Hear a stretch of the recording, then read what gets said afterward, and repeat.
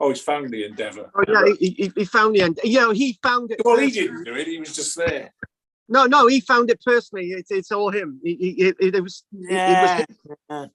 Yeah. So is it sounding nice, loud and clear today? Yeah. Yeah, you're good. Yeah. Yeah. This is one of those bel enjeu la route along le plan the square moments. So that's just like I'm probably going to do what I did last week. Disappear for a little moment of time. And hopefully we got Henry with us now. Henry, are you there? Yeah, he's there. The screen is up, but Well, we'll wait for him to say something first. You know, he's a. I tell you what, right? All these French people who come over to Britain, right? They tell us what to bloody do. You know, yes, dead right. Like Henry, right? You know, he's just like. It's almost as if, right, the French believe that they won Waterloo, and that's the impression that Henry gives me. No, the problem I got this morning is I'm trying to sort out an Irish banking system. That's typical of the French, isn't it? You know, they used French Republic. They used Irish Republicans to fight against the British in the Peninsular War, right? You know, it's the it's the Irish and the French all over. I think you'll find it was the Irish who won the Battle of Waterloo. Yeah, actually, I do believe you're right on both sides. The thing is, right, if Napoleon had won the Battle of Waterloo, right, the French, the Irish would have won it, right?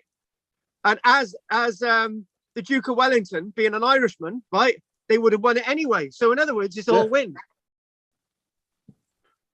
Hey, that's a really good point, to be honest with you. That is a very good point. So the Irish would have won anyway. So we know isn't that the luck of the Irish? Yeah, we dominate the whole of Europe. Exactly. Right. Okay. Anyway, we are on and we are ready to get started. So we have started, and Goff was moaning that we didn't last week. We didn't start until 10 to 12, and we had to finish at 5 minutes past 12. It was terrible. You know, I can't half make up a good yarn. Right. Okay then, Henry. Any news from you this week? Actually, no, none at all. Right. Okay. That was an interesting class. I think the world of any questions anyone got this week? Because that's it. It's over. No, I got nothing. Oh, you got nothing either. Oh my God, this is going to be a short one this week. Oh my God, this is terrible. I base these classes on being able to go off on a complete distraction for 40 minutes, looking at an article of the week, which we're not able to do this week. Anyway, I've got a new bit of technology that I used on Tuesday, and we're gonna give it a go. And it's one of those bits of technology which I'm going to show you. Nobody wised up to the fact that they couldn't see the images properly, right? And then somebody said like 30 minutes through, well, the images are not really clear. And I said, well, if you'd have told me in the first place, if I press this button, they'll come up clear, and they did. Anyway, that's people from Barry and Cardiff and Arnside. They're a bit backwards. I can't say that. I got to love them to bits. Right, okay, so what we're going to do, I'm going to do the screen share thingamajig. And nobody asked me what I'm going to be doing each week. I just make it up as I go along. He makes it up as he goes along. Right, anyway, Jane is due to join us. She's paid her subs as well, so I'm just hoping that she'll be joining us soon. Good old Jane. And do you know when everything's running smoothly and suddenly it doesn't? That's one of those things. Right, okay, so I want to know if that image in front of you is clear. There is an image of tree stumps. Right, is there one in the left-hand corner clear? The one in the left-hand corner is clear. That's clear, Yeah. Good. Good. What is it? What's that? What is it? Well, hang on. hang on. Don't you actually pay me to sort of bring you into this? So right. So last week, one of the things that we were talking about was the work of Clement Reed, and we were talking about this character coming into the world of understanding our past. And Clement Reed was a character that came to us in a very exciting time. Now, it was the late 1880s, 1890s. Clement Reed was a geologist, and Clement Reed was one of those that wanted to question the narrative. And the narrative was basically the narrative that most people followed. So people believed, for example, that the Earth was created 4,004 years BC. Clement Reed said no. What Clement Reed said, he said that you know, we've got to have a much greater chronology for the Earth than is being presented to us from everybody around. So Clement Reed was born in very exciting times. And those exciting times were when you've got the likes of Charles Darwin, right? But you've also got people that are within Clement Reed's lifetime, like Charles Dawson, who was actually going to alter our perspective of the past, right? So he was that great forger with Piltdown Man.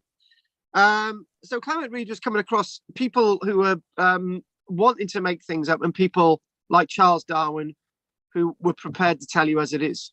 You know, actually, you know, there's a lot more than just the Bible, right? So this is something that Clement Reed very much respected. So Clement Reed was in that ilk, but Clement Reed's research would not be recognized properly until the 1990s. Long after the likes of the Piltdown Man forgery had been exposed as being forgeries. But Clement Reed, against the backdrop of exciting times, he had a great interest in geology. That was his job. He was very much interested in plant classification, and also this idea of plant classification and the career that you're taking up in geology. And also around him you've got strange things like this, which are the Noah's Forest, this submerged landscape of trees around our coast.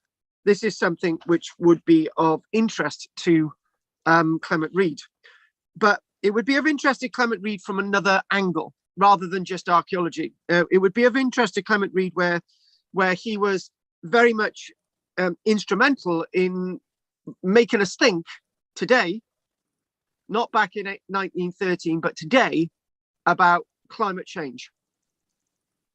Now, up until the 1980s, and excuse me if I'm sounding out of tune, but most of us did not have a clue what climate change meant. We did not have a clue, right? But in the 1980s, we were being told that we need to recycle, which I can remember that I came home from school one day. It was 1988. I took my parents' bin bag in the garden, ripped it all up, and I put the paper in the one bag, I put the plastic in the other bag, the glass in another bag, and the metal in another bag, right? Because near me, they had 4 recycling bins that recycled all these things, right? So that was my first look at the environment and environmental change and climate change, right? But this is something that Clement Reed already knew about in the beginning of the 1900s. And these Noah's forests that you can see there, this is off the East Anglia coast, timbers on the seabed, Clement Reed, and off Borth as well in West Wales, right? So this is something that massively interested Clement Reed and what the processes were. Now, the difference between teaching you guys online and teaching a group of people in front of me is that I can be very animated with people in front of me, right? So I've got a new class down this neck of the woods, and it's it's great to be teaching live again. And I basically thought, right, I need to answer a question which has just been posed to me about this very subject that we're talking about. And somebody basically said, well, how did Clement Reed know that all these forests were of the same date? And how do we know that they were all flooded around the same time? So that was a very intriguing question. And I thought I can answer that just like that. But I thought I'm not going to answer it just like that. I'm going to prevaricate, right? So I had a, so if you can imagine, guys, there's a table in front of me on the left. There's a table in front of me. There's a table in front of me on the right. And there's a table which is just behind me, right? So I take £4 coins and I put a £1 coin in each of those tables, right? And I keep another £1 coin back because there's space between the tables. There's logic to what I'm just about to tell you, right? So what Clement Reed postulated and what he understood was that if you've got timbers on the coastline of West Wales, right, and you've got timbers off the Isle of Wight, for example, yeah, and you've got timbers off the East Anglia coastline, and you've got timbers in Denmark along the coast, and you've got timbers off the coast of Belgium, right? What do all these mean? Yeah, and what Clement Reed saw was that all the timbers were the same, right? They were all oak, or they were all aspen, or they were all elm. They were all the same type of species, right? And they all looked similar, right? They all looked a similar age and so on. So what he did, he looked at the peat, which was at the roots of these trees. And the peat was the same type of peat at the roots of all these trees, right? In all of those 4 localities, right? And then what he did, he basically, this is all rudimentary, crude stuff, but it's not as crude as I'm saying. This is quite scientific, right? And then what he did, he looked into all that peat, and within that peat, along the roots of these, yeah, amongst the roots of these, he started finding the same type of evidence. So you would find a similar napped flint, all these localities, all the 4 localities I'm talking about, and he would also see that some of the trees had been deliberately cut down in the same way, which is another clue. And he also found out that the animalia, the fauna, was very similar to all these localities. And then somebody on Monday turned around and said to me, well, yeah, that's all good, right? But how do we know it was all linked together? So I took the other £1 and I put it on the floor in between the desks, and I said, that represents the other trees. And that represents the trees that have been trawled up. That represents the trees that have been dredged up from the likes of the Dogger Bank and the likes of the North Sea, and the likes of the Irish Sea, and the likes of the Bristol Channel, and the likes of the English Channel. And then all the evidence comes together. So you match that timber that you're trawling up, and it all comes together. Now, one of my guys in the Rhondda class, which is very, very, very small now, he used to be a trawler captain off the Isle of Wight. He had a small fleet of 4 vessels, and basically what he used to find was all these things that I'm describing, but he didn't used to do anything with them. He just used to take them on board, and he used to look at them and either chuck them back overboard. And he was saying that on one of his boats he had a collection of mammoth ivories, mammoth tusks. And when he sold his business, he just left them all on the vessels, because nobody was frankly interested in this stuff back when he was working in the 1960s, 1970s. But one thing is, this is the whole point. The work of Clement Reed and his genuine contribution to this science wasn't really understood and accepted until the 1990s. So when he was doing this research about Noah's Forest, this landscape, this is off Borth in West Wales, when he was doing this research, he also published research on archaeology as well, even though he's not directly massively, wasn't an archaeologist, geologist, but sometimes archaeology comes like ham and eggs, nicely fried within 2 pieces of bread. It goes together quite well, right? So his being able to read the geology was the same as the archaeologist reading geology, and also by bringing in his botany, by bringing in his interest in flora, right, and the fauna, he was able to put the full story together. So he was very much interested in another site called Hoxne in Suffolk, and he was one of the first people to look at Hoxne in Suffolk. So the one thing that we do say is that when we do look at Clement Reed, his position was very much important and a delightful change from what people were saying about this landscape. Clement Reed challenged the narrative. Before you come on, Henry, me and Goff were having a conversation, as it were, and there's a certain historian that Goff absolutely hates, right? Because he's somebody who just tells us a narrative. I'm not a great fan of Alice Roberts either, but I am a massive fan of Neil Oliver. I didn't used to be, as you know, Henry. I used to ban his name being mentioned in my classes in Bridgend.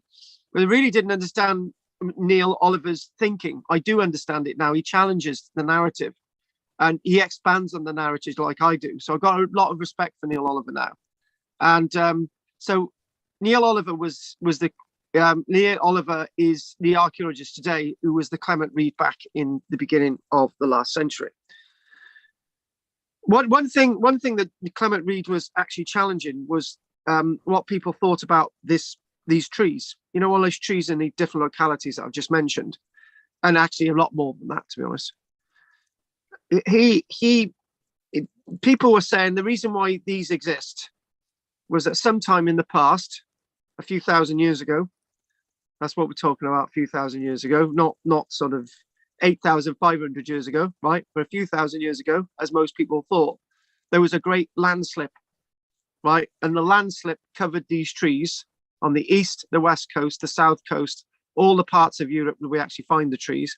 And there was a great landslip and the trees were covered. And then now they're being uncovered by sea erosion, right? That's what people used to say. And we start to sort of think about that, and we start to think about that as not sounding right? But that's what people believed. Now, I got quite animated on Monday, because usually what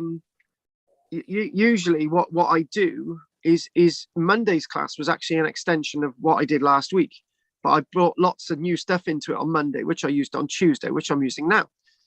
And one of the things that can be said, and I'll be very, very firm with us here, that even when you look, and this is going to sound absolute bonkers, right?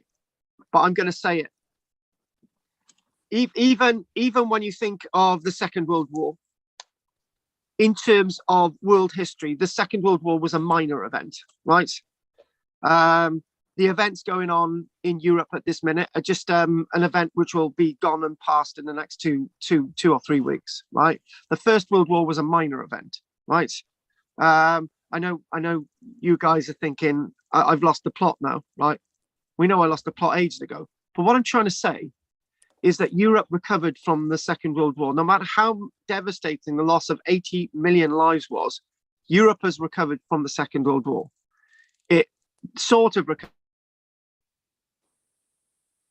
from the First World War, but the Second World War will come as an event. But the fact of the matter is, we have recovered from the Second World War. This tiny little flea pit of an event that's going on in Eastern Europe at this minute, which I see of no significance at all, from an archaeological point of view, that will be something that will be that's insignificant. The COVID was insignificant. All these things are insignificant, right?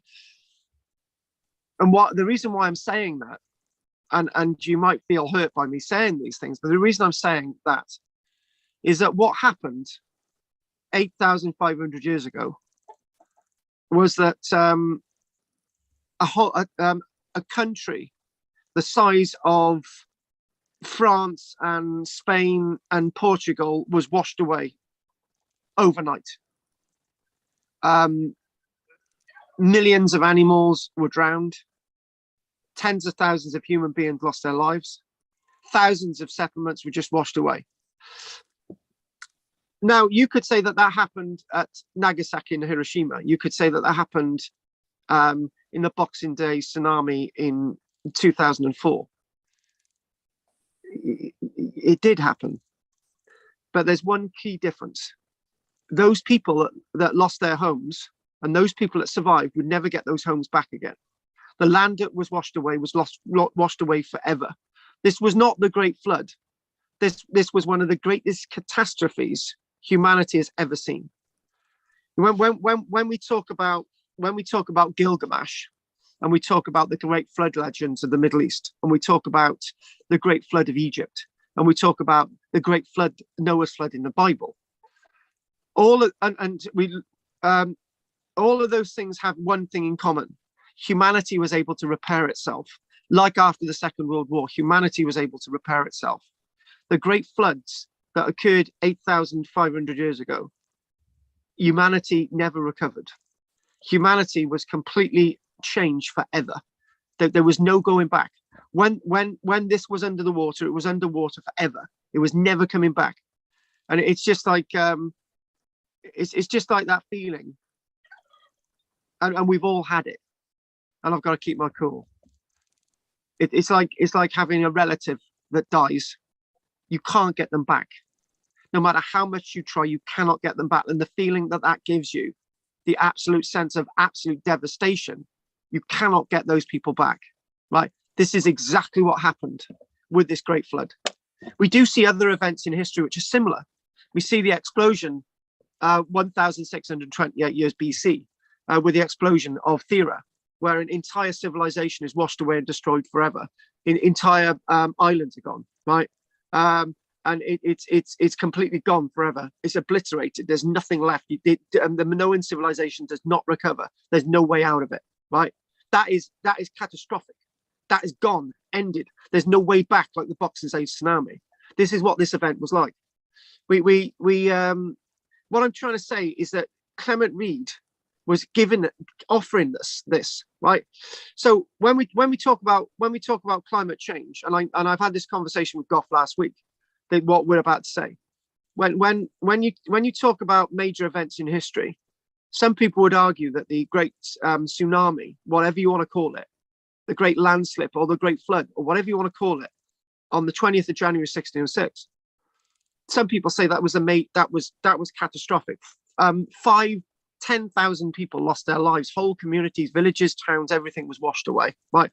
But all those areas that were washed away, we were able to recover. And in fact, in some places, we had more land, in going to Glastonbury, Glastonbury tour, land was given to us by the Great Flood. Land was given to us on the Wentloog levels.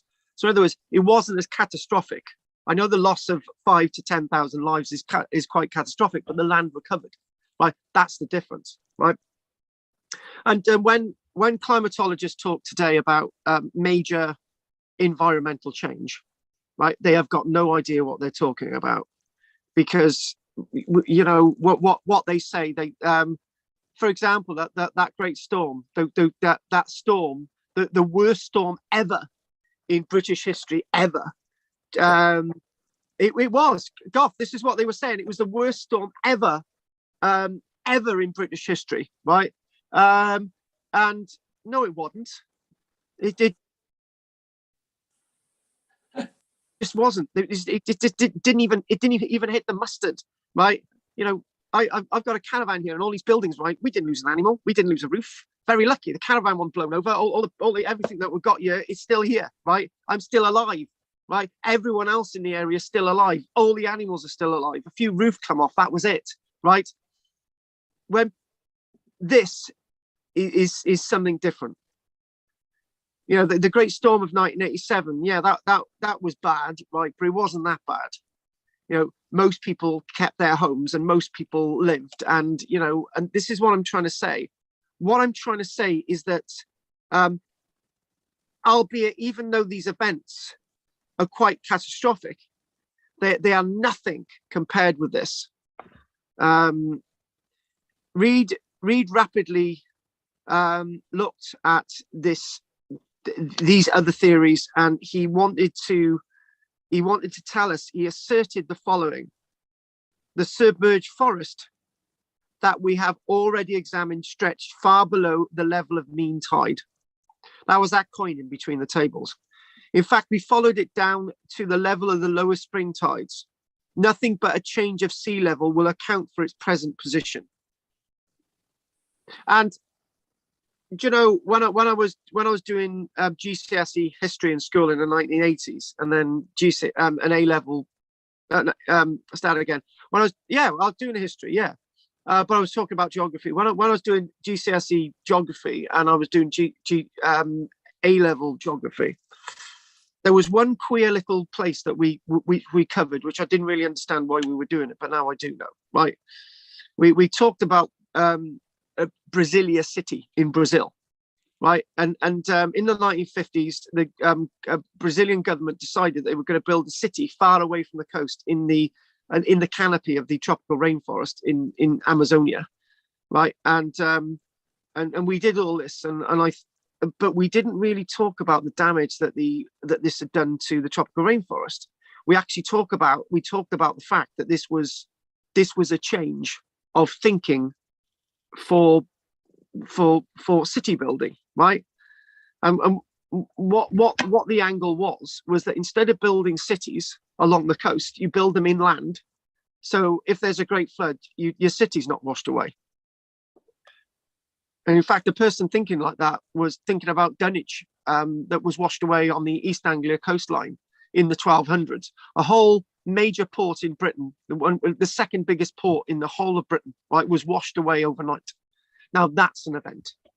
And it never, at Dunwich, right, Dunwich never recovered. It went away forever. It was washed away to outer sea. Its end, the end, albeit it didn't come back. People were unable to salvage their homes. They lost their livelihoods. They lost family members. They lost absolutely everything. That is a catastrophic event, right? That is more catastrophic than happening in East Europe today. That was more catastrophic than Nagasaki and Hiroshima because people were never ever recovered. They have in Nagasaki and Hiroshima, right? And this is why looking at history and archaeology is so important to help us understand and to help us move into the future. For example, one of the worst cities on the planet is London.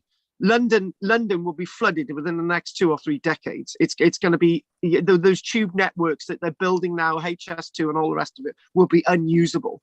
But we still invest in stupid cities like London because we can't understand these events in the past that are actually more catastrophic and actually have more more powerful meaning. So what Clement Reed was trying to do, he was trying to tell us all this, but nobody would listen. And the evidence itself was actually coming from what was around him. Reed was fully conscious that the primary problems associated with the forest were their date and their extent. And what he did, he looked at the organic evidence. And one thing that Clement Reed did tell us was that the organic evidence of this forest was a moment in time, was a digit in time, was a postcard in time, was a message in time, right? This was something that was fixed. This was something that was solid. This wasn't looking at a ploughed field where you've got a mixture of Paleolithic, Neolithic, Bronze Age, Roman, medieval, Victorian pottery all mixed together. This is as you see it. This is the face of our past. Each of these trees represents a freckle that is innately fixed onto the skin of this landscape.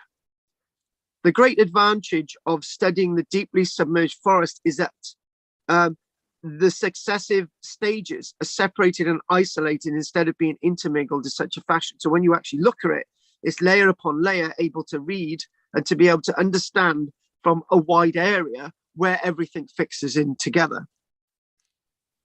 So let's just have a little look at some of these slides. So basically, a bit of a comparison on the east coast there, the one, and you've got Borth there. So what you've got all these timbers on Borth. Now, one of the questions that somebody asked me, they said, how are these timbers still? How are we able to see these timbers that date back between 7,000 and 8,500 years ago? How are we able to see these, right? And in a moment, we think, right, hang on a minute. Karl's just said that this landscape got submerged 8,500 years ago. The middle of this landscape got submerged 8,500 years ago. As sea level would rise, this landscape at Borth and the East Anglia coast and the Isle of Wight along the margins would become massively saturated, and the roots of these trees would be eventually killed off. And these date to 7,000 years ago, as in front of us. But the one thing, it's all the same evidence. It all links in with this great past, and scratch under the surface, it links in with everything that we're seeing. As a consequence, what Clement Reed saw was that the process that led to the burial of the ancient forests was consistent in the areas that I've mentioned, but it wasn't consistent in some other areas. When most people look at these submerged forests, they exclude the whole area of Britain, Scotland. We got to Northumberland, right? But let's just forget about Scotland, right? And the reason why is that as a geologist, Clement Reed actually realized something else, right? This submerged landscape in the south was being flooded between 12,000 and 8,500 years ago.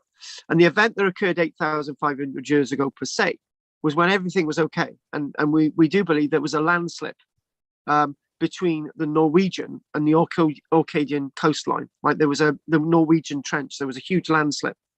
And the land that was nicely being populated in that Garden of Eden within those Noah's forests, there was some kind of event which swept everything away, right?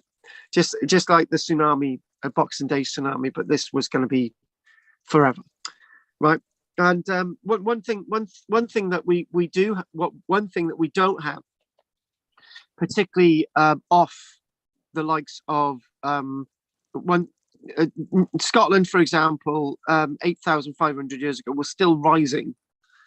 What had happened is that the ice had remained on Scotland for longer than it had remained on the south. So basically it's the pressure of the ice putting on the Earth's mantle, right? So if you can imagine 1 kilometer of ice above the whole of Britain, it wouldn't have been over the whole of Britain. There were big chunks of Britain that didn't have this ice. But if you can imagine 1 kilometer of ice and the weight that watery ice would have put on the planet, would have put on Great Britain, right? When it's melted in the south, basically the Earth's mantle rises a little bit, right? And it just stops, right? So then the ice is in massive retreat 12,000 years ago. It's in retreat in Scotland 11,000 years ago, right?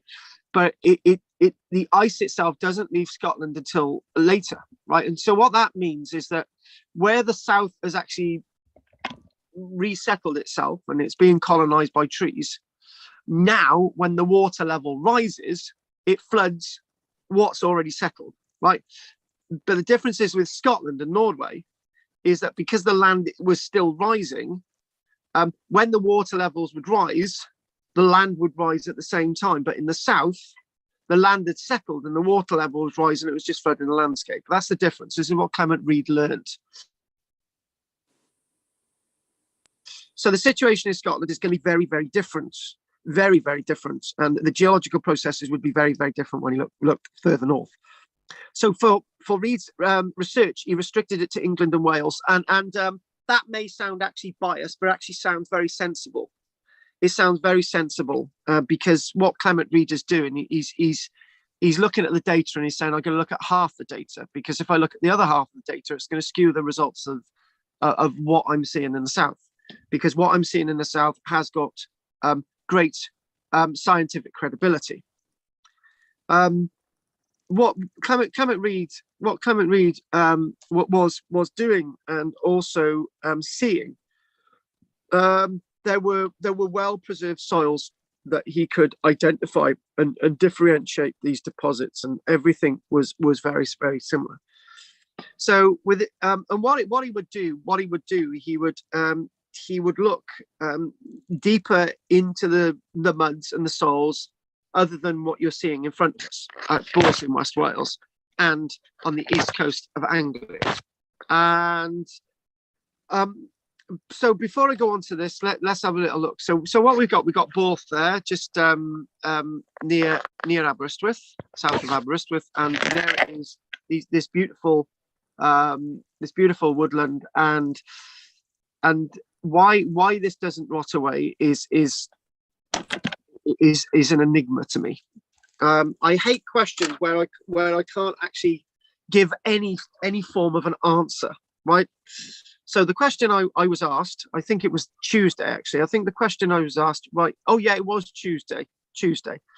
Somebody asked me on Tuesday. They said, Karl, why is it if these are 7,000 to 8,500 years old, these timbers, right? Why are they not rotting away, right? And the answer is, well, for a long time they've been preserved in anaerobic conditions, which is basically without oxygen in the muds. And basically what's happened is that they have been trapped in the muds, and nothing's eaten away at them, right? And but now they're for all to see, and it's quite a strange thing. And I just thought, well, I just sat down and I waffled off a few things. I said, well, if you go to Sutton Hoo, everything is preserved at Sutton Hoo except any human remains or anything. We've got teeth enamel and that's it, right? But we've got the iron objects, and we've got lots of other things from Sutton Hoo. And if you look at bog bodies, for example, in Denmark or Lindo Moss in Great Britain, and you've got the bog bodies of Ireland and other places. What happens is the bog eats away at the bone, but one thing it does do, it preserves the flesh and all the organs. And you're thinking, well, how does that happen? The bones are being eaten away by acid, but the rest of the body is there. And it's the same problem with this. You think, well, lots of these timbers have been on display for 100, 120, 150 or whatever years, and they're still there for everybody to see. Why haven't they rotted away?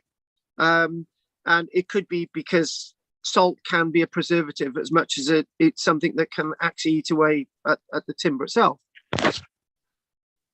And you're looking and you're thinking, well, that itself is the root system of a great oak. And even though it's rotting away, and even though the evidence will be lost eventually, this is part of that great landscape that Clement Reed was telling us about. And there you are. There's more of them, and more of a face up, and they are very, very much preserved. So on the east coast, as well, as far as Northumberland, the Northumberland coast, a place known as Amble in Northumberland, which is just below the Scottish-English border. But what they have been finding is actually more of these timbers actually revealed for the first time ever. And you're thinking, well, this is all really, really good stuff. Clement Reed was looking in the muds, the Humber, so obviously much further north, and the River Thames.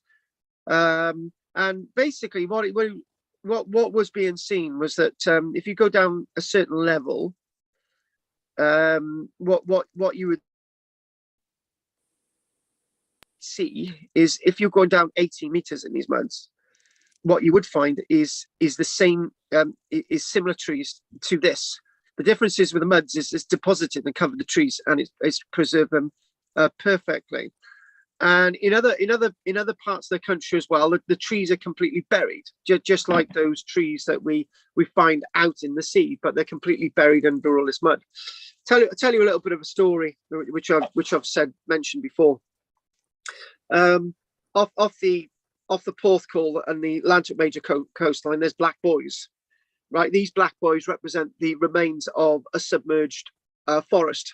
I keep calling it forest. It's actually a woodland, because forests represent conifers, and woodland represents obviously deciduous trees like oak and elm, but we just call it a forest anyway.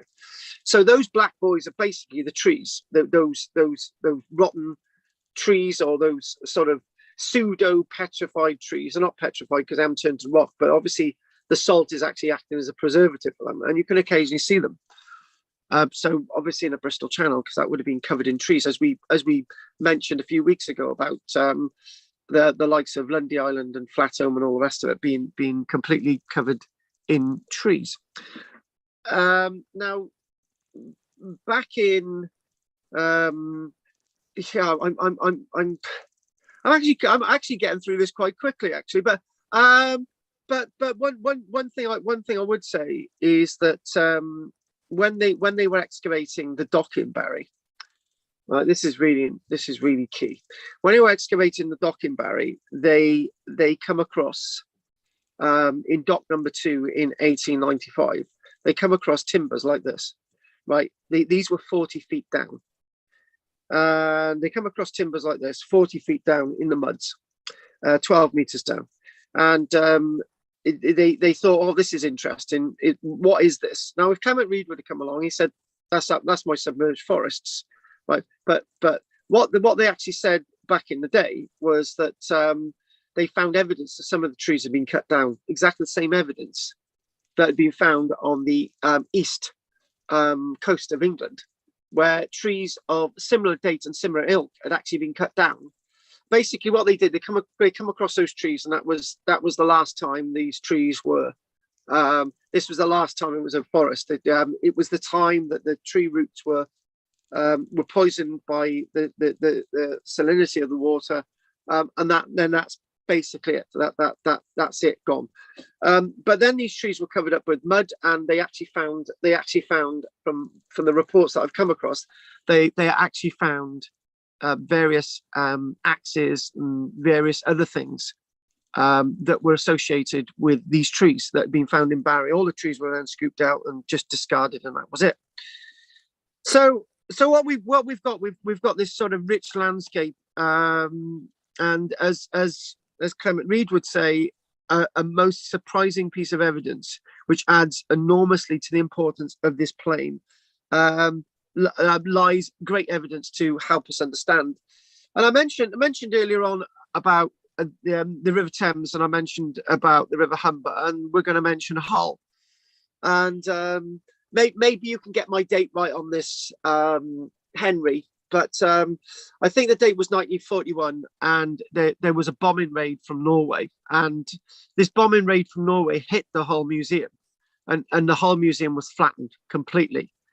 Nobody thought that the Luftwaffe would hit the Hull Museum, and it had all the artifacts in there, everything.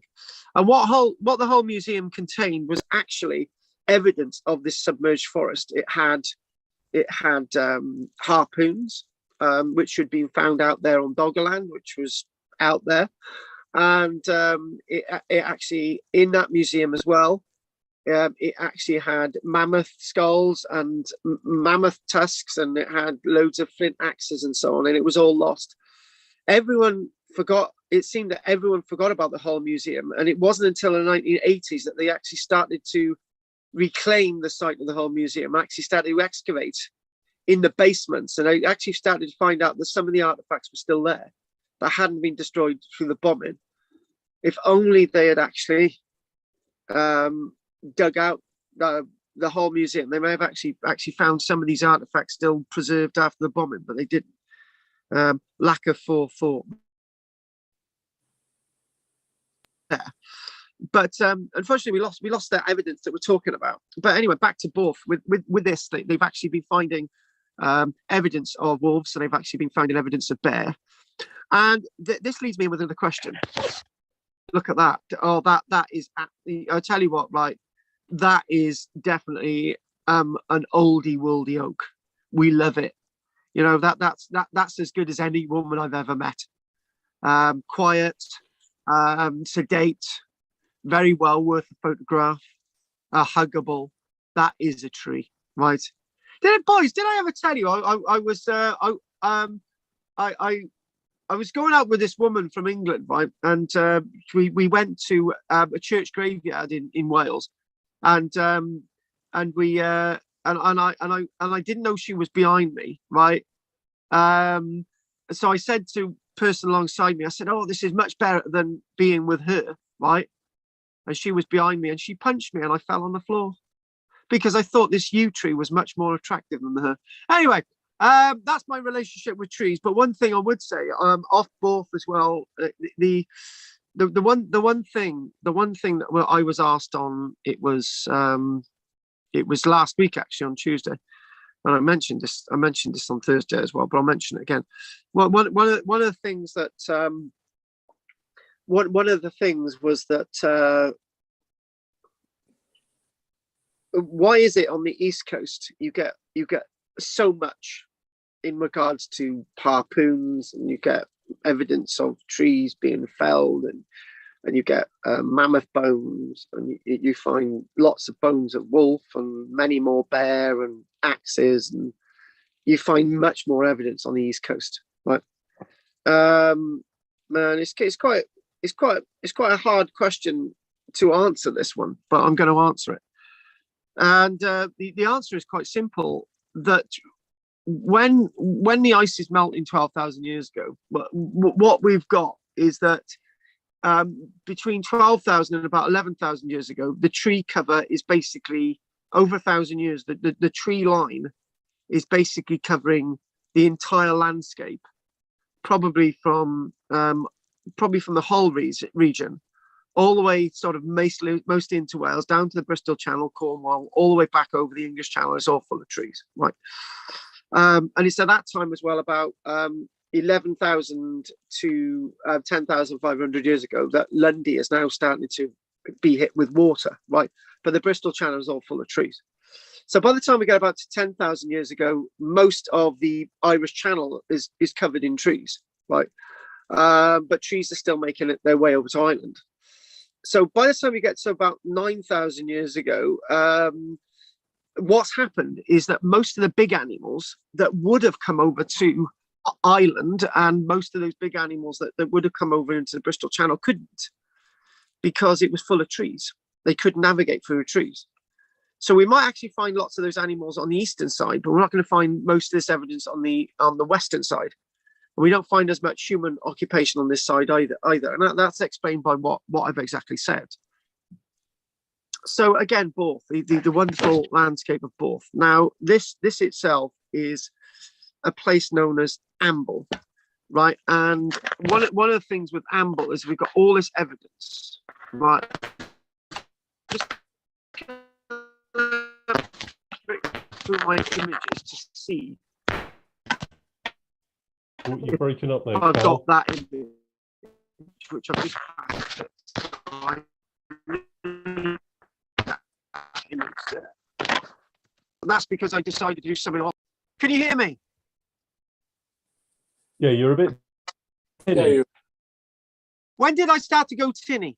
When you started rummaging, it sounded as though you were in a filing cabinet. Right, is that sounding okay now? Yeah, we're okay. well, when you went to share the screen. Right, so we got Doggerlanders. We got back to our Doggerland. So one of the things that we know about this landscape Doggerland is that Doggerland is a landscape that has been familiar to oyster dredgers throughout the generations. Is shallow coastal waters, and the Dogger Bank itself, even though it's continually underwater, the bank itself is about 18 to 36 fathoms. Have I got this right? No, got that wrong. It's different. Getting my figures mixed up here. Is 10 to 20 fathoms below the water level, or in other words, 18 to 36 meters. Right, that's Dogger Bank, and it's shallow enough. Going back to where I am, it's shallow enough for people to trawl. Right, and what they were actually finding was that they were actually starting to use deeper netting, and things were getting a little bit more technical, and they were actually able to dredge up more and more of the oysters, for example. And whilst they were dredging up more and more of the oysters, it was becoming very mechanized. This basically meant that many of the artifacts that were strewn along the surface, including timbers, including mammoth skulls, mammoth tusks, human remains, were all being trawled up from the Dogger Bank. This was all the stuff on the surface. This was all the stuff which was left there when Dogger Bank was just being swept away 8,500 and then eventually lost forever about 8,000 years ago. So these singular discoveries became regular and become more proficient. And the problem with that was that as the end of the 1800s and early 1900s came, what Clement Reed was recording was that the stuff on the surface was obviously the last stuff, right? You know, the stuff which was coming out, the older stuff which had been trawled up from the 1800s into the early 1900s. That was the stuff that was lost 8,500, 8,000 years ago, right? When the Doggerland was now being enclosed as an island, and the Doggerland was completely lost, right? So we had a little bit of an island that gets smaller and smaller and smaller, and all the land around it was now lost 8,500 years ago. So what Clement Reed actually started to observe was that as the trawling actually got more and more mechanized, they were chain trawling, which is basically dragging a train and a net along the sea bottom, and it was doing a hell of a lot of damage. What Clement Reed was seeing was that this was going into lower levels. This was going into much lower levels, and other artifacts were being found, which were not being found on the surface. So when Clement Reed was saying that we've got this untapped resource, what Clement Reed is talking about is the lower stuff. He's talking about the stuff that's 100 meters below sea level. Unfortunately, Doggerland was being extensively destroyed at that point. So this sort of shoal, this bank, Dogger Bank itself, the shoal itself, the reef, whatever you want to call it, this was formerly an actual piece of dry land. This bank itself rises 45 meters from the seabed. As we said, it's 36 meters below sea level, to give you an idea. And this itself then plunges in the north into very, very deep water.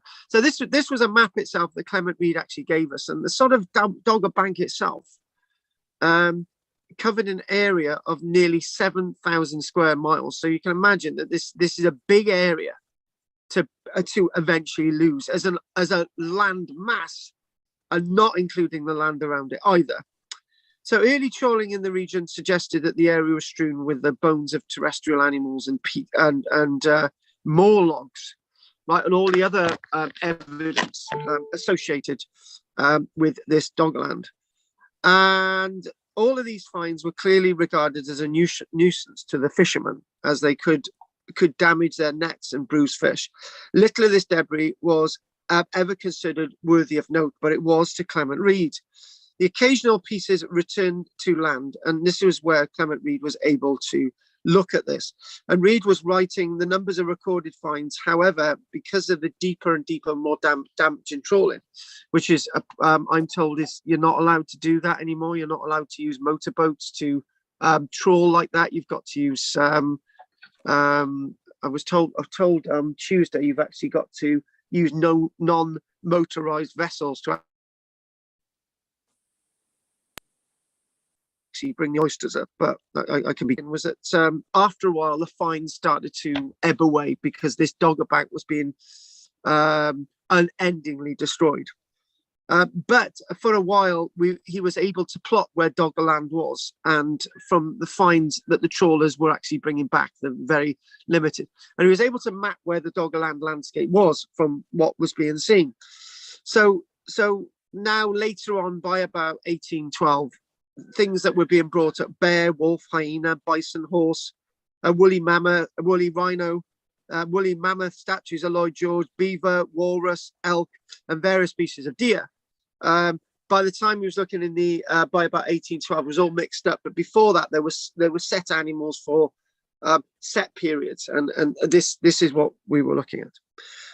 And also, what Clement Reed was doing was that the this material that was coming up, the moor logs, basically the moor log itself wasn't just logs themselves; it was actually timber fixed in peat. And that peat itself contained various life and various other animals. And what he could actually see was from some of this, it gives him an idea of at what stage did the landscape become inundated with water by looking at the shellfish. Clement Reed could see that the initial stuff had been pristine, and now it was all mixed up because of the damage being done. The number of finds in the wide area over which they were dispersed suggested to Reed that the core of the Dogwood Bank might well contain a submerged forest, which he was right. And we were looking at the depths, the range of the animals themselves that Clement Reed was actually recording, supported his observations. And one thing in a more recent, before he published his book on the 7th of February 1913, before he got to that, the deeper trawling was actually bringing out other animals that were actually from much earlier periods. And what he could determine was that the reindeer and beaver and walrus remains that were actually being found on the Dogger Bank were actually from the much later periods that were being inundated from 8,500 and 8,000 years ago. This map itself by Clement Reed was very accurate. So, some would say that Clement Reed's techniques were actually quite sort of basic, and they were quite non-scientific. But I would say they were very scientific. He was taking the evidence that was available and processing it. Well, what's more scientific than that? It's like you've got human remains. You haven't got all the human remains in the ground, and you're taking them up and you're analyzing them, and you're being as scientific as possible. This is exactly what Clement Reed was doing, right? This is how and where he was at. So what we're going to do, if we go to, this is actually that new land for the past few years. So this is a new landscape that was trapped under some muds and stuff, and there's the moor logs in front of you, all that evidence there.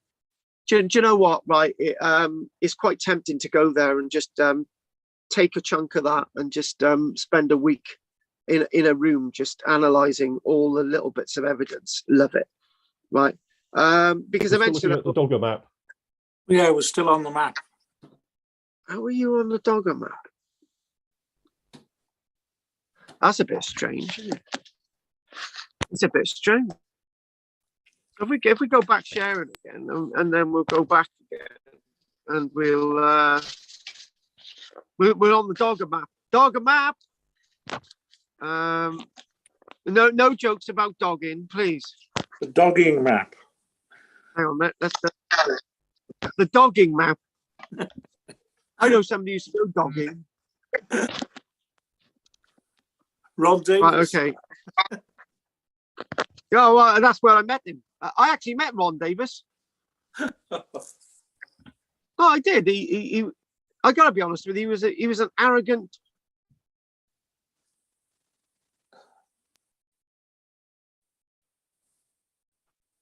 Where have you gone? Who knows? Well, are you seeing these? Are you seeing these moor logs? Yeah. We are, yes. God, thank fiddlesticks for that. Reed then took an imaginative and exciting leap forward. He suggested that the discoveries of preserved land surfaces and submerged forests on land could reasonably be extrapolated across the entire area of the North Sea. And in fact, some people have actually taken that sort of much further. They've actually suggested that the Dogger Bank itself extended as far north as beyond Orkney, all the way stretching over to Norway, which would be quite amazing.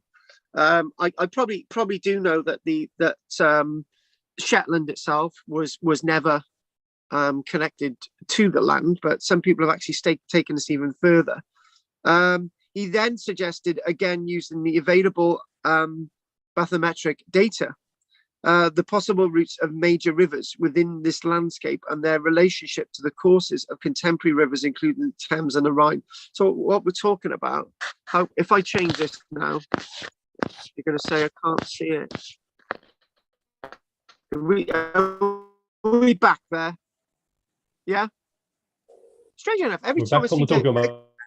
yeah, that's what I want. So all the river systems there are what Clement Reed plotted, and you know this is in many ways this is his work. This is his own map. This is what he gave us. This is a reconstruction of the approximate coast at the period of the lowest submerged forest. But also Clement Reed may have underestimated his results. So in terms of underestimating his results, right? You know, he was wrong the right way, because the Dogger land area was much bigger than he suggested, which is great. If he had suggested it was bigger than it was, then you know it could be seen as being not very accurate. But his work was extremely accurate. He showed us what he knew, and there was more.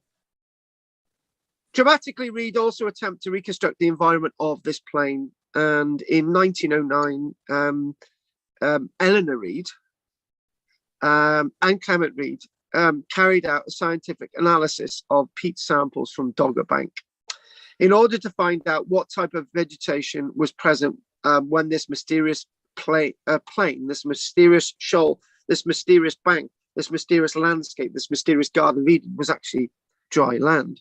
This is a remarkably early date for such a study. It said that it wasn't robust in its mythology, but it was definitely giving us data that we did not have. Most of this data doesn't exist anymore. You're not going to get it because the Dogger Bank has been extensively damaged by oyster trawling. Reed notes that because their peat was so exceptionally tough, the moor log had to be broken up and boiled in a strong soda solution for 3 to 4 days to extract identifiable plant remains.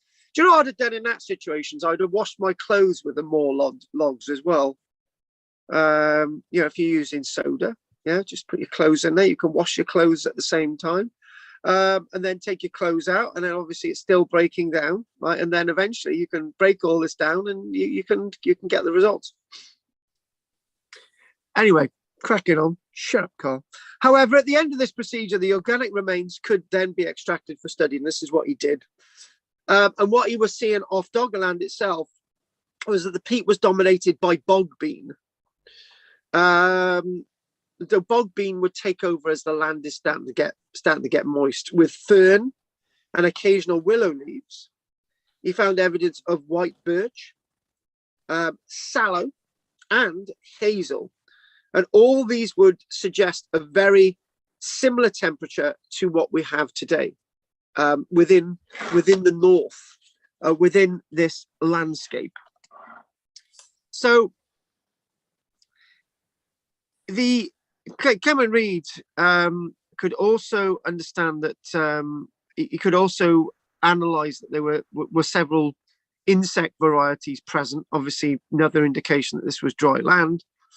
Reed argued that the Dogger Bank formed the northern edge of a massive alluvial plain covering the whole of the southern North Sea.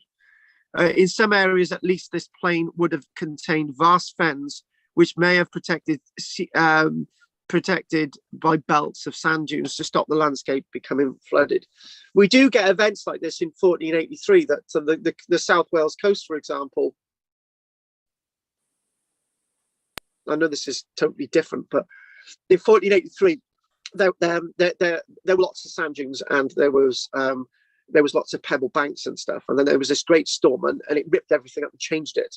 And big areas of the landscape become flooded, and all these different things happening temporarily.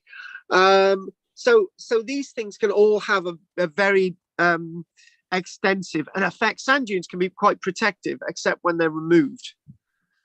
Under Reed's keen gaze, the vague outlines of a new land, then without a name, began to emerge tentatively from the North Sea. Sounds like that song, Horse with No Name, doesn't it? There you go. Reed's appreciation of the significance of this new land exceeded the comprehension of most contemporary geologists, archaeologists, biologists, and his work was set apart by its understanding of its wider nature and cultural context. So what we're talking about with Reed is that he was offering this, and people couldn't believe it. They just where they would believe Charles Dawson's work on, they would believe that that the Piltdown Man forgery was real because they wanted to believe it. They couldn't believe this. They just didn't want to believe it. They couldn't. And the other thing as well is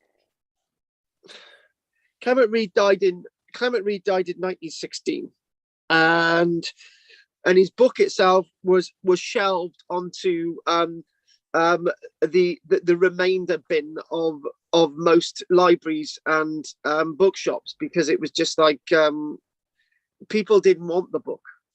And the reason people didn't want the book is because in August 1914 we decided to go to war against Germany. And why would we want anyone to believe that we were connected to Europe once? The idea of being connected to Europe was abhorrent.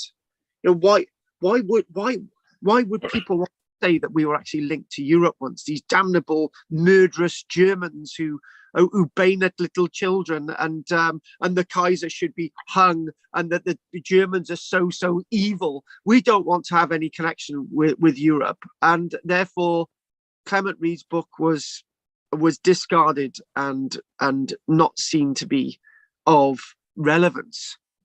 And this is the thing, you see. What we've got to say is that this very rich landscape, this very integral, very powerful landscape that Clement Reed did tell us about, was really only discovered and rediscovered at the end of the 1980s into the early 1990s. And I know I've made jokes about it before. The Germans felt the same about us in the First World War as well, and so right too. We were the aggressors. We were the unholy people. That's what the Germans felt about us, and they were God fearing. God was on their side.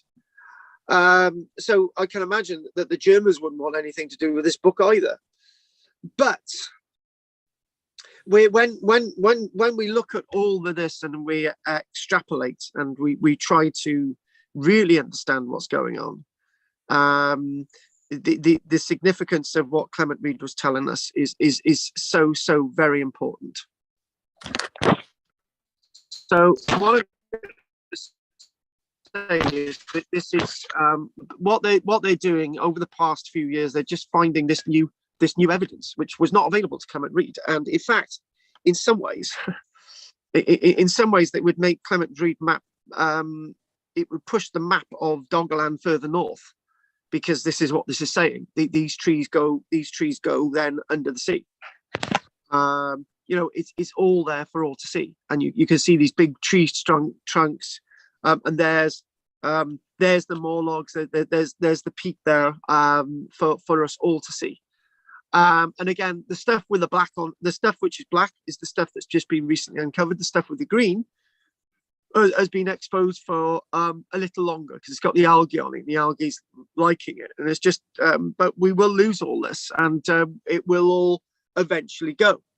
you know, years ago I went to and I'm just going to check my diary actually, because I wanted to tell you what we're doing next week. So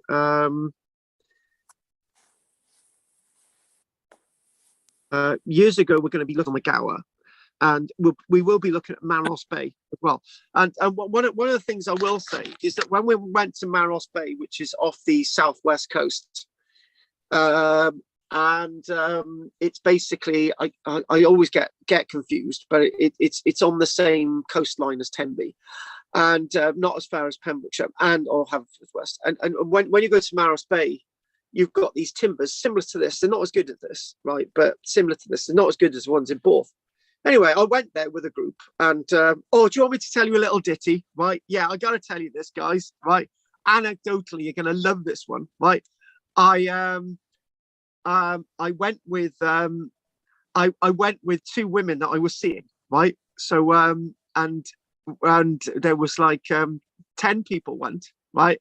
And these two women were in the same car, right, with somebody that I was getting a lift from, right? So they were in the back of the car, right?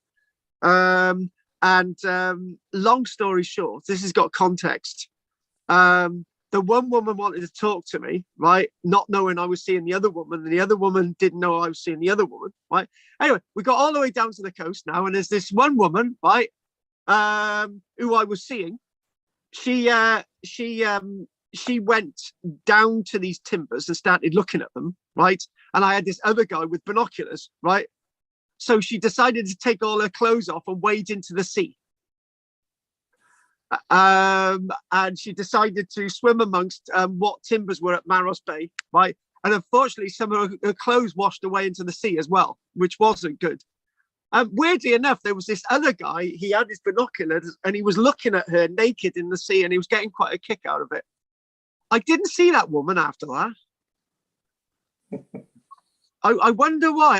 I decided to stay with the other one, and for a little while, and yeah, anyway, but that was it. Anyway, that's all true. Anyway, the timbers at Maros Bay weren't as well preserved as this, but we will be looking at them next week. And there's another bit about this, right? Do you know, I told people not to bring any of the timber back, right? Because I just thought, well, why bring any of the timber back? It's 7,000 to 8,000 years old. Don't bring any back. Just leave it there. Just don't bring any back, right? So I turned up to my class then. It was my Pregen class, right? And I turned up, and each and every single one of them had brought some of the timber back with them, right? And they said, oh, we don't know what to do with this because it's decaying and we don't know how to clean it. And I'm thinking, you stupid, right? So I had half a tree I had to take home with me, right? But as I'm taking it home, it was decaying, right? It was just like that.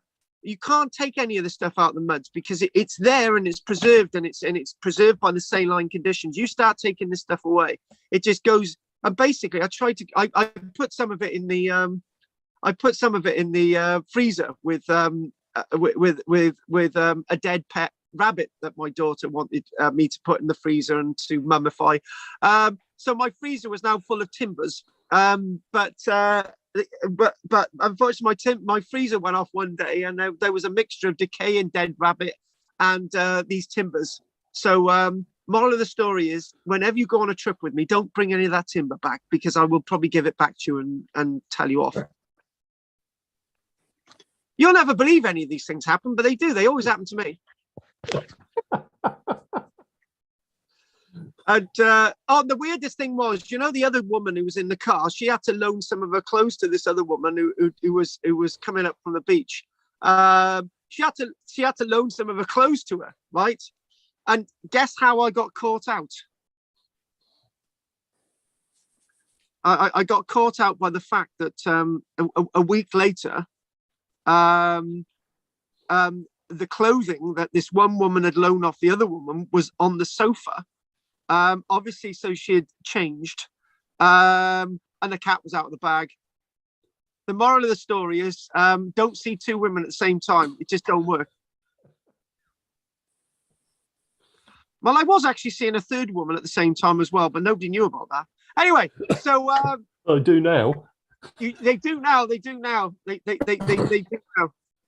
So they don't keep in touch anyway. I'll just leave that. Anyway, so you can see this there. There's wonderful our friend. This is actually off the Northumberland coastline, and this has just recently been believed, but being looked at, and in the past 5 years actually. And the one thing is they've actually found footprints as well preserved in the mud. But I've never seen any of these footprints. I can't get images of the footprints that were found. This is off Amble in Northumberland. And also they found lots of axes, and they found lots of other wonderful evidence associated with this, and lots of other animal bones and so on, in amongst all this sort of debris. And there they go looking along. Again, all this algae is sort of preserving it.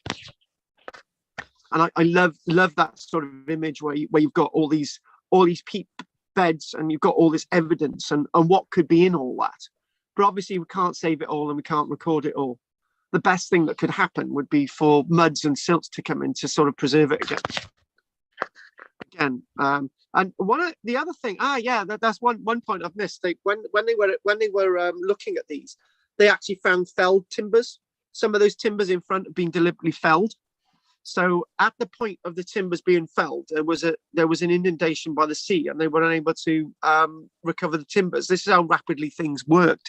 This is how rapidly things moved in connection with this coastline. Again, analysing those wonderful layers, getting that sort of context.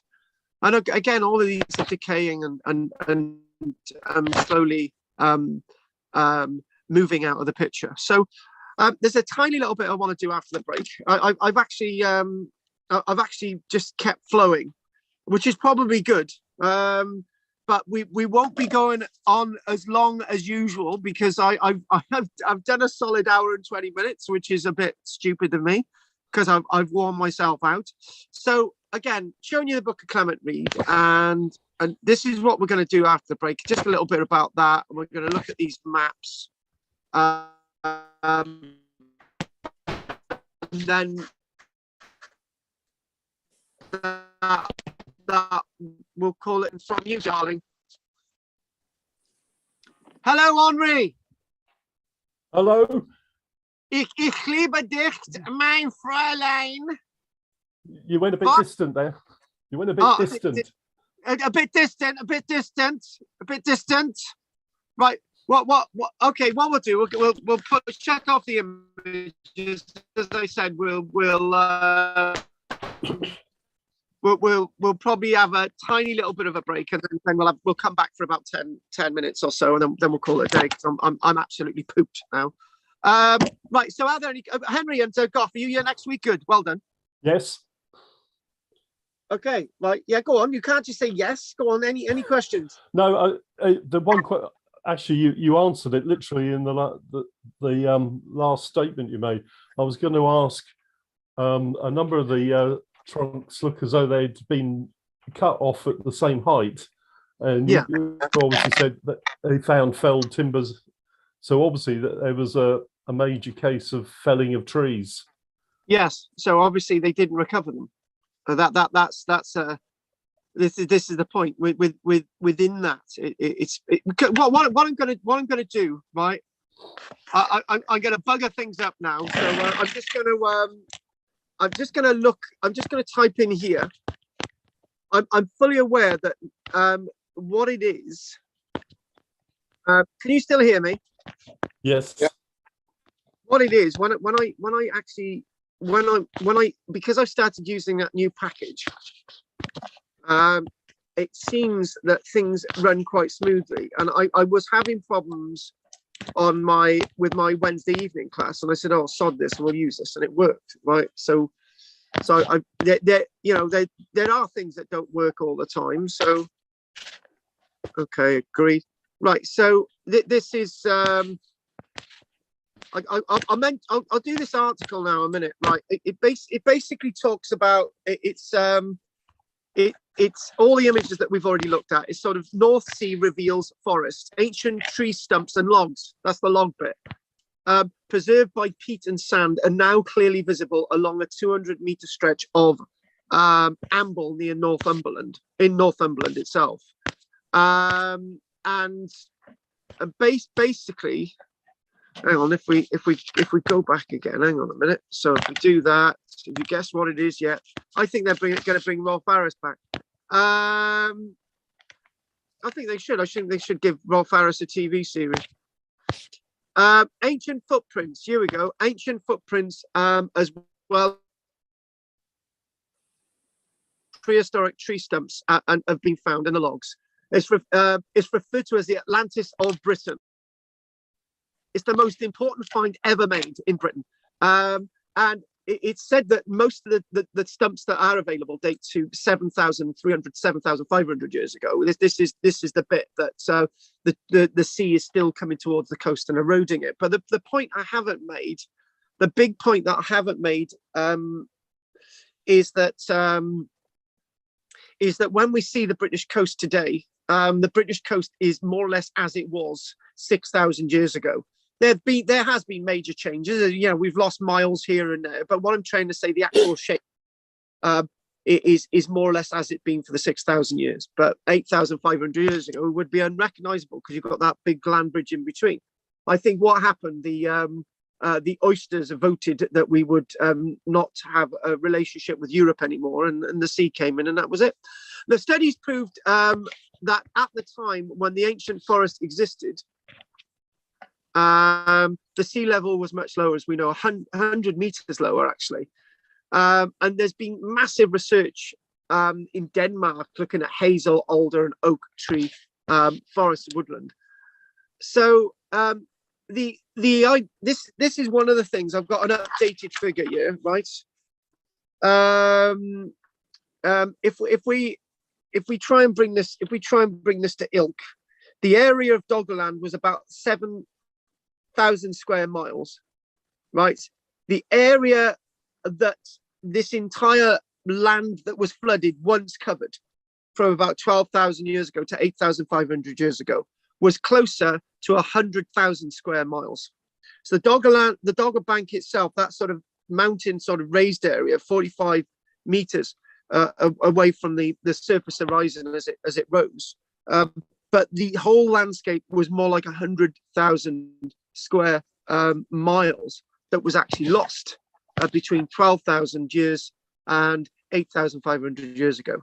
Doggerland itself is sometimes called the Atlantis of Britain, and it's a land that was exceedingly rich. It was a land itself that was where everybody lived, and when it got flooded, everyone just moved. Everyone was displaced and moved to Britain or Denmark. People just moved. And one of the things that I could actually do, there's an article on here which would be really good to look at, and it's an article that looks at a landward site and lots of great archaeological evidence. This thing about the footprints from Northumberland as well, ancient footprints. They found footprints of adults and children, which I can't get images of. I don't know why. Due to the results of the analysis of the footprints, it is believed that they wore leather shoes, which is fair enough. Animal footprints of wild boar, brown bear, and red deer have also been found within that landscape. And it's a landscape, even though it's been sort of known about for some time, it's only that it's been very much revealed that we're actually starting to understand a lot more in this recent day and age. So, oh God, I've done most of what I wanted to do after the break. Anyway, sorry. It's your fault, Henri. You've ruined my life. Goff, is there anything you want to say before we have this break? Yeah, I wanted to say you can see these exposed trees at the Wentloog Flats at Springside. You knew that, yeah. No, I didn't know that. I knew you've got the footprints there, but you can also see the trees there at Wentloog as well. Can you? At Springtide, yeah. Yeah, they're exposed. Yeah, I know you've got the footprints, but I didn't know you could actually see the trees as well. Oh, well done. That's new on me. Good. And Dogger, it's called the Dogger Bank because it's a Dutch word. A dogger is a fishing boat. And yes. And that's why it's called the Dogger Bank. It's named after the trawler fishing boat from Holland. Yeah. That's it. Oh, good. Yeah. Thanks. We'll have a very short break, and then we'll just come back for 10 minutes, and we'll call it a day. Yeah. Okay. Good. And we won't be long. 5 minutes.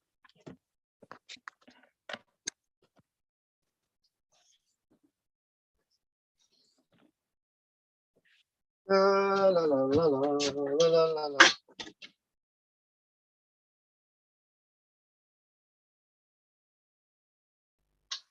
Da, da, da, da. Da, da, da, da, da, da. Da, da, da, da, da, da, da, da, la, la. I'm gonna la la la la la la. 12:05. 12:05.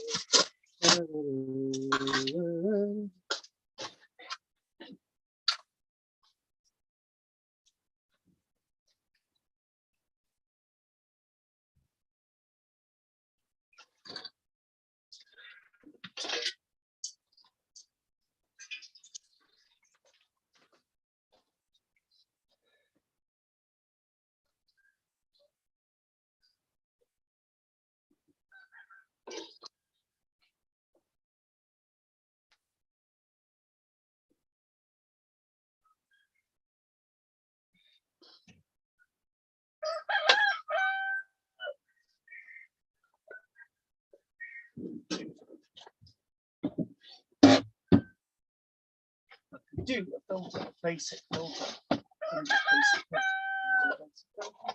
La la la la la la la la la la.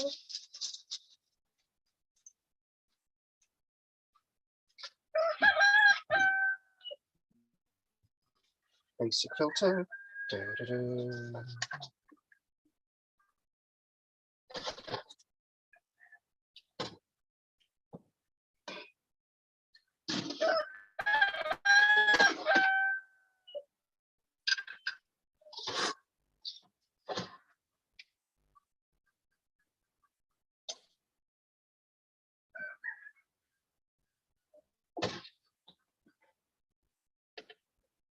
Oh.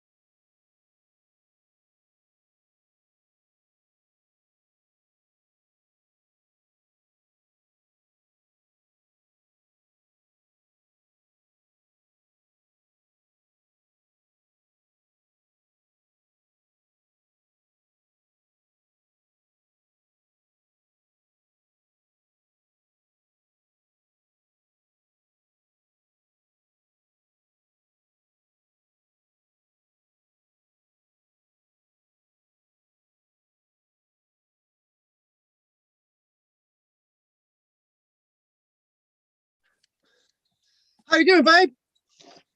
Hi. Good. Where's Henri? I tell you what, that Frenchman takes the bloody biscuit every time.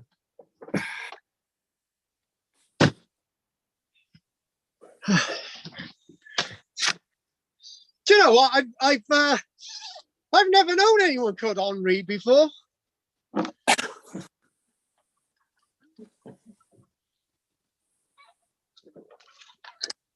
Is he still there? Well, he's still logged. Henry. Yeah.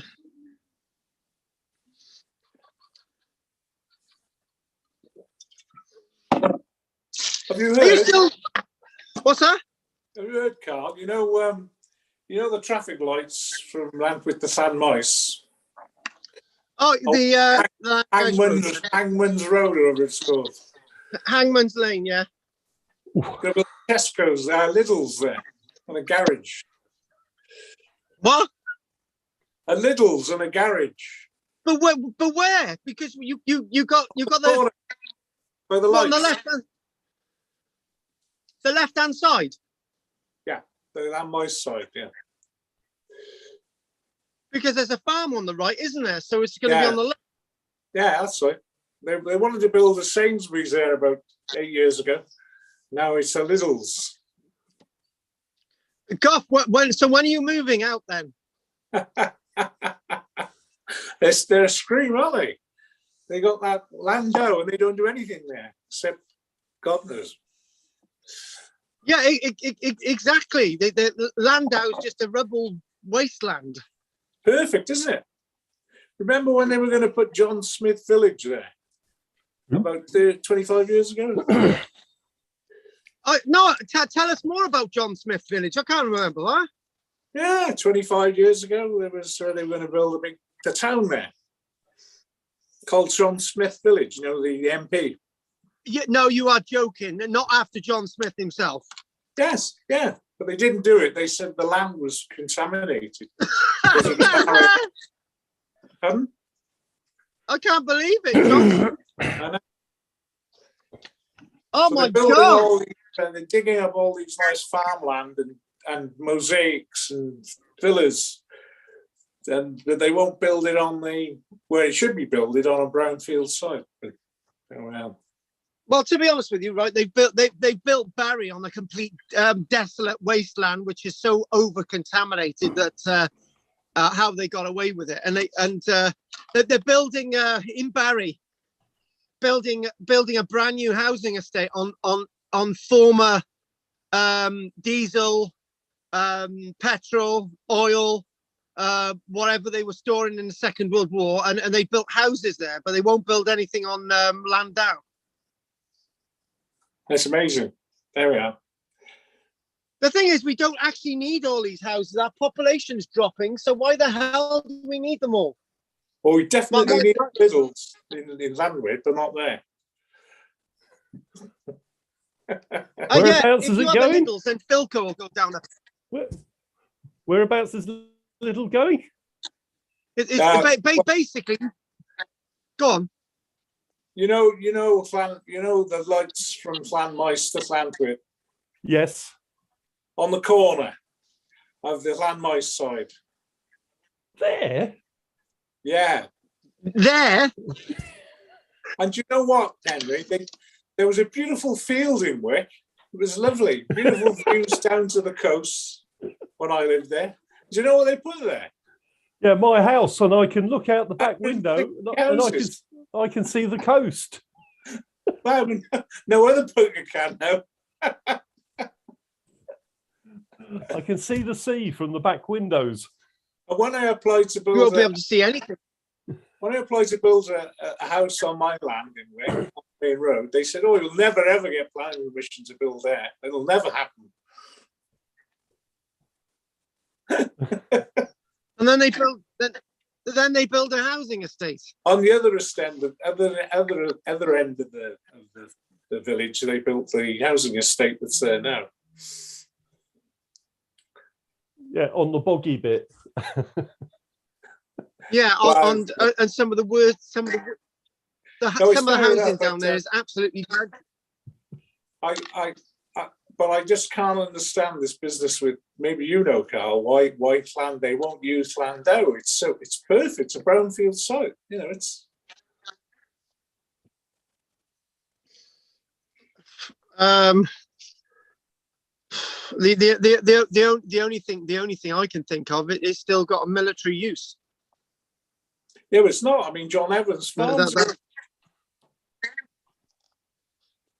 Yeah, but you know, me even saying that, it doesn't make sense, does it? Do you know what I mean? It just it doesn't. It doesn't. It stinks. There's no right nor reason, and then in a few years' time, we'll have too much housing stock, and we won't be able to give them away. No, mind you, Henry will be giving his house away because it'll be worth nothing, because it'll be falling down. It might actually erode into the sea, Henry. You never know. I think we're a few miles away from that, but I think, well, I've got the nice red brick house, unlike the rest of them round here who've got the white grubby clad house. They are a bit, yeah. Yeah.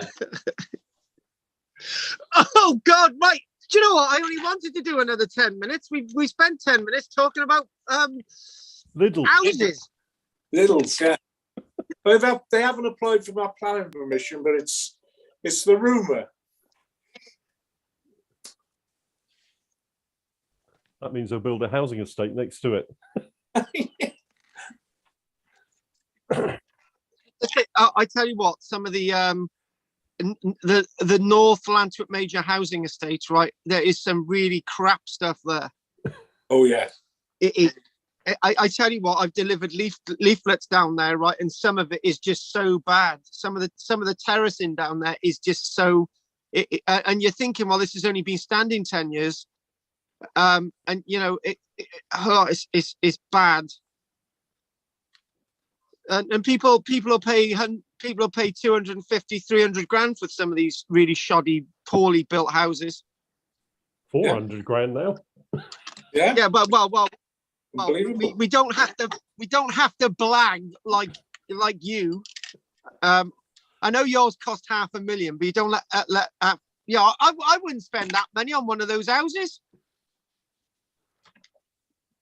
He's shut up now. You need to get a move up, because my wine merchant's coming soon, so you need to get moving. Yeah, we were supposed to finish. We were supposed to be finished in 5 minutes. Anyway, look, this map itself. I just wanted to bring this to you because I've been talking for the past couple of weeks about this aspect of trees being around our coast, and one of the things that I wanted to say was that you've got all these little black dots represent areas where you can actually see some of these timbers off our coastline, and you've got both in the middle of the map, that little black dot. You can Maris is down there. I've lost it. Oh God, Maros is down there, the first big dot on the Gower coast. So it's quite substantially the evidence that we've got off our coastline coming all the way down from the Wirral. One of the things I was going to do, but we'll have to do this again, is off Walney Island, which is basically that big weird little island thing, which is south of Barrow-in-Furness. Walney Island itself is a very interesting locality, because they are finding more and more bits of evidence down there in regards to this period that we're talking about, 8.5, 9, 10,000 years ago, and evidence of tree stumps as well. But they're talking about Walney Island itself probably in the next 100 years being completely underwater, which wouldn't be a bad thing, having the rest of Barrow-in-Furness underwater. Have you ever been there? It's a terrible place. Anyway, so this map itself sort of gives you the sort of indicators of this submerged landscape, and obviously these submerged forests that are gradually being revealed. And as Goff was saying, off the Lug levels there, right in the bottom right hand corner of the image, talking about timbers there. I knew about the footprints there, but I was unaware of what he was talking about. And if we look there, and we think more north of this, and we're thinking, well, this is what has been predicted, that the truest and most widest extent of where Doggerland may have actually been 16,000 years ago. Lots of people believe that this can't be the case because there are really, really deep waters up there. That would mean that we're talking about 150 meters in depth trenches, and that land would have to have been taken by the sea, but that's something else. So one thing I wanted to say in coming towards the end today is that under Reed's keen gaze, the vague outlines of the new land, then without a name, began to emerge tentatively from the North Sea. Reed's appreciation of the significance of this new land exceeded the comprehension of most contemporary geologists, archaeologists, and biologists. Now, in saying that, and in repeating that line again from before the break as well, Reed himself identified a stratigraphic sequence of rich organic deposits that told him of the existence of this world that we now accept from 1990 as being in existence. So this from Clement Reed's own book.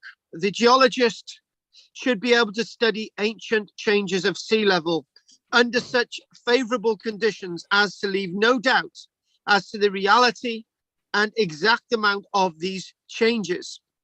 The antiquarian should find the remains of ancient races of man sealed up with his weapons and tools, interjection against this Doggerland landscape.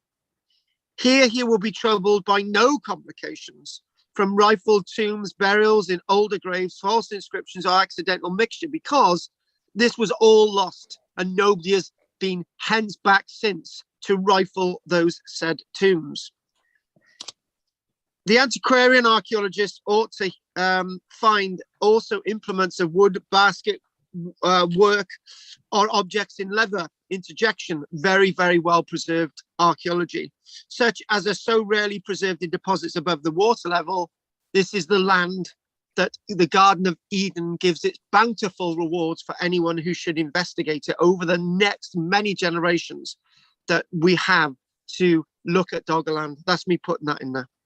To the zoologist and biologist, the study of each successive layer should yield evidence of the gradual changes and fluctuations in our fauna and flora during early periods when man, except as a hunter, had little influence on the face of nature.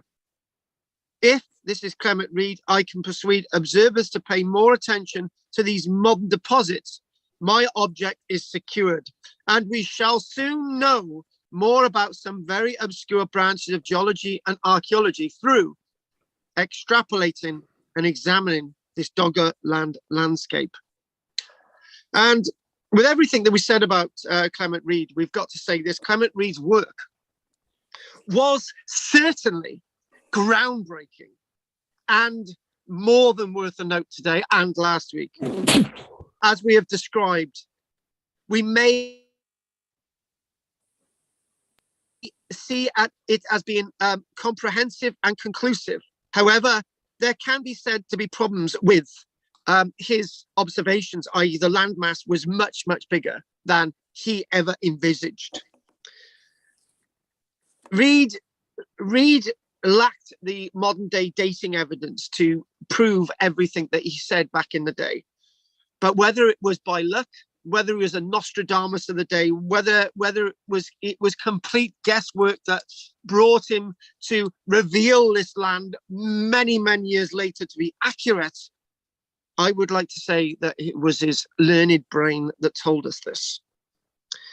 Reed knew that the class of submerged forests he was really interested in was temperate, but perhaps cooler than today.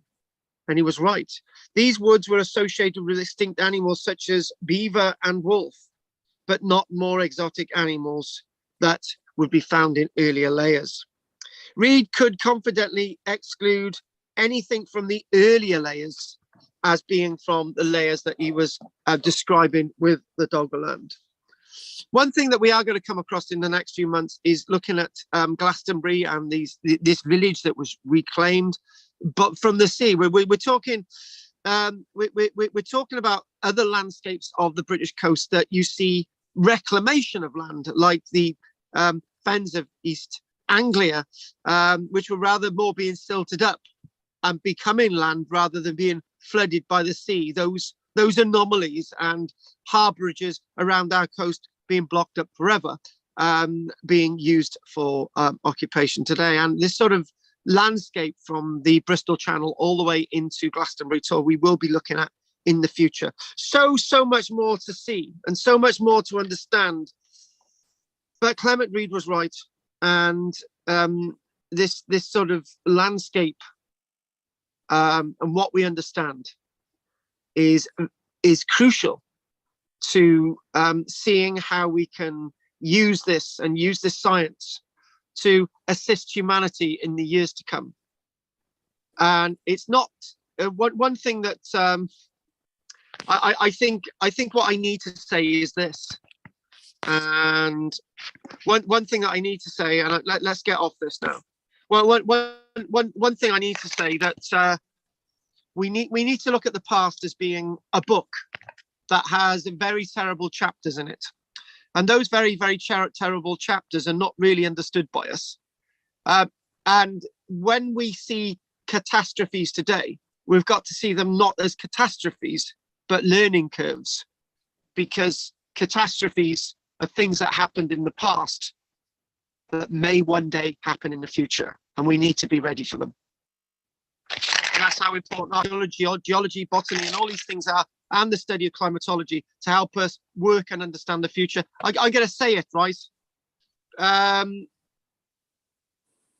All of this with recycling, all of this shutting down power stations, all of this stopping using diesel and petrol is absolute nothing compared to the power of Mother Nature.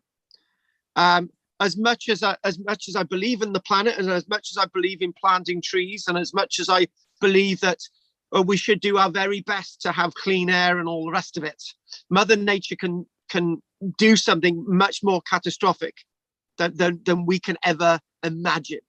And all the answers are from our geological and archaeological past to help us understand ways to rectify and to forestall problems in the future. On that note, let's call it a day. Goff, is there anything you'd like to say? No, that was really interesting. Thanks for letting us know about Clement Reed's work. It's very good. Thank you. My pleasure. And on behalf of Clement Reed, I'm sure he would appreciate it. And Henry, anything you'd like to say? It's a fascinating subject area, because if you could literally drain the sea, how much would you find? You would find. So I think if you drained the sea and just spent a year in areas that had been drained, you would not only find a lost world, you would find something that was far beyond our current comprehension.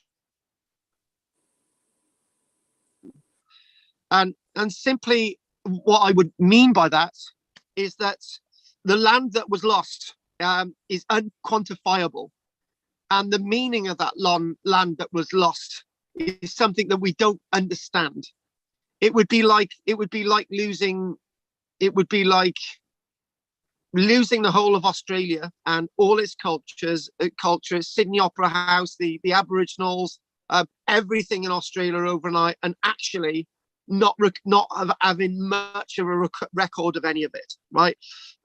So if we then go on to the Doggerland and we possibly try to envisage what this world was like, Clement Reed could only touch the surface, right? But when he did touch the surface, he gave us enough to understand. But to understand Doggerland is another chapter. It is like going to the journey of the center of the earth. That there's more there than meets the eye. One moment this was the Garden of Eden, and the next minute it ceased to exist. That's the answer. Yeah. And how advanced these people would have taken thousands of years to get back to where they were. So where were they?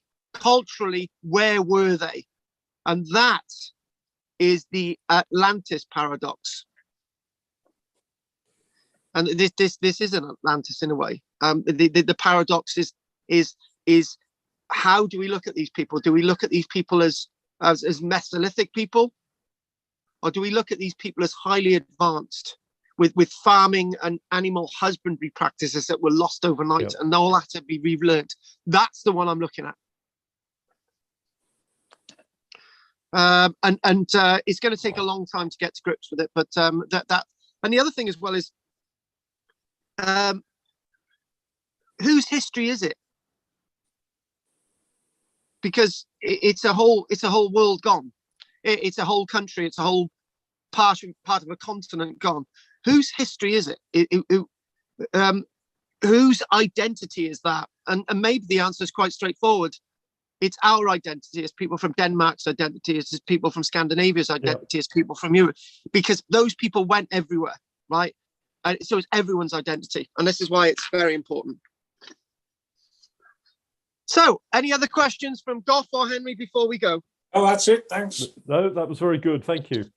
Thank you. Okay, many thanks. And I will see you next week, Gough, and I'll see you next week, Henry. Take care. Bye. Arrivederci. Bye-bye. Bye-bye. Bye-bye. Arrivederci, por favor. Parlez-vous français? Wow. Anyway, thanks for watching today. Life, la la la la la. Life is life. La la la la la. Right. Anyway, I don't own the copyright for that, but I thought I'd put that in there. Yeah, I won't get a thing for that, will I? Anyway, like and subscribe. Thank you very much and join. Bye bye. Bye bye, folks.